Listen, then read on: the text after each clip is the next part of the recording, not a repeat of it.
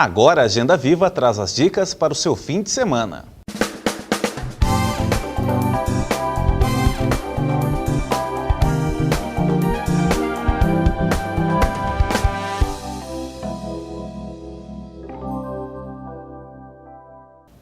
Dois grandes cantores brasileiros farão shows no Shopping Granja Viana para comemorar o Dia das Mães. No dia 4 de maio é a vez de Marina Lima, que ficou famosa por sucessos como Fugaz e Me Chama. E na semana que vem é a vez do cantor, violinista e compositor João Bosco emocionar o público. E o melhor de tudo isso, você não paga nada para ver esses dois cantores. O Shopping Granja Viana fica na rodovia Raposo Tavares, quilômetro 23,5, e mais informações acesse o site shoppinggranjaviana.com.br.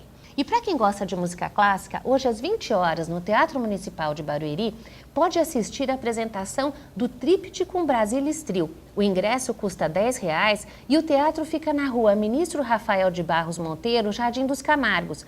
Mais informações pelo telefone 4199-1600. Esse teatro é aquele que fica do lado do Fórum, ali em Barueri. E o acervo da exposição A Arte Sacra na Terra dos Bandeirantes revela produções artísticas do período bandeirantista barroco até os dias atuais.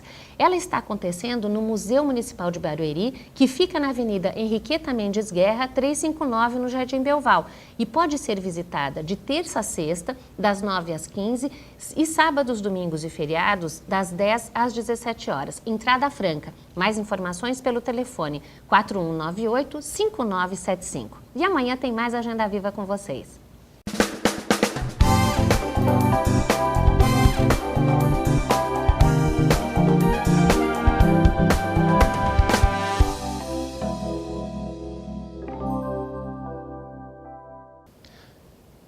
Obrigado, Rosana. E por falar em dicas culturais, no último final de semana o filme Os Vingadores arrecadou 2,8 milhões de dólares nas bilheterias do Brasil. E de acordo com os críticos de cinema, esse filme promete ser um dos maiores sucessos do cinema mundial.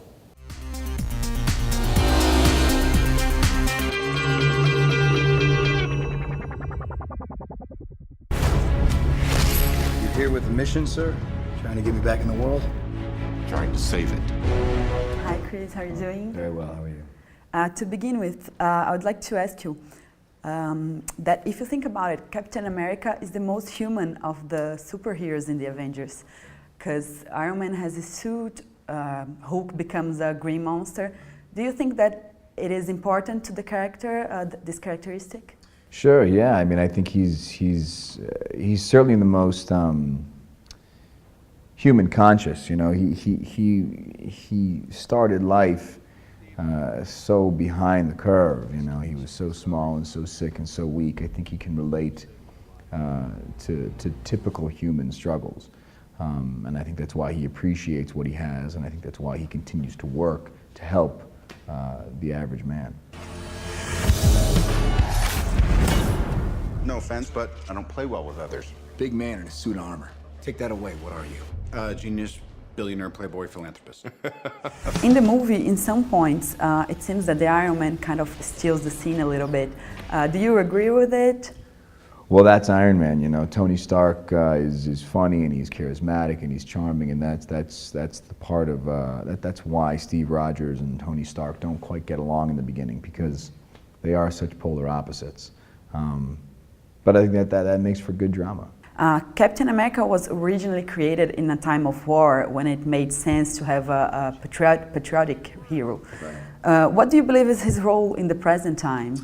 Well, I still think I think the reason he does what he does isn't necessarily in defense of just his country. I think it's just in the name of whoever needs help.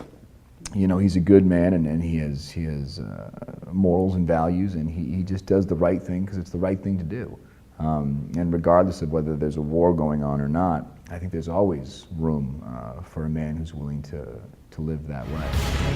How desperate are you? And you call on such lost creatures to defend you. And do you think that the fact that markets such as Brazil and Russia are increasingly important to the movie market may change a character like Captain Hero, which is so rooted in America? Well, again, hopefully it's not associated only with America, even though he is wearing a red, white, and blue suit. I think what he stands for is just being a good man and doing the right thing. Regardless of the country you're defending, he just has a good heart. Why me? Because the weak man knows the value of strength, knows the value of power. That wasn't so bad. That was penicillin. Going back a little bit to Captain America, the First Avenger, in the movie Steve Rogers goes through quite a makeover. Were you ever that skinny in your life? Oh yeah, absolutely. Yeah, you should see pictures of me when I was, 16, 17. I was very skinny. And in that case, the makeover was a special effect, but did you ever had to go through such a makeover for a movie? No, not to that extreme. I think the biggest change I've ever had was for Captain America, but it was to get big. So I think that's the biggest change I've ever had.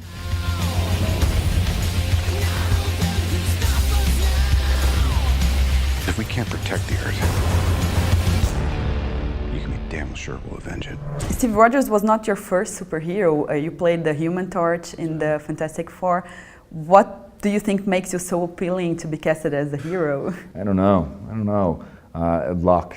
Marvel and I have had such a good relationship. I had such a great time doing the Fantastic Four films, and I really am just lucky that Marvel was willing to give me a chance on this one as well. And Marvel seems to have the recipe for the success of superhero in the movies. What do you think it is? I don't know. I think this is why I love working for Kevin Feige, because he just knows what works in the world of comic books. That's why all these movies have been so successful. I can't think of another company that's having as much success as Marvel is. So whatever Kevin's doing, I hope he just keeps doing it.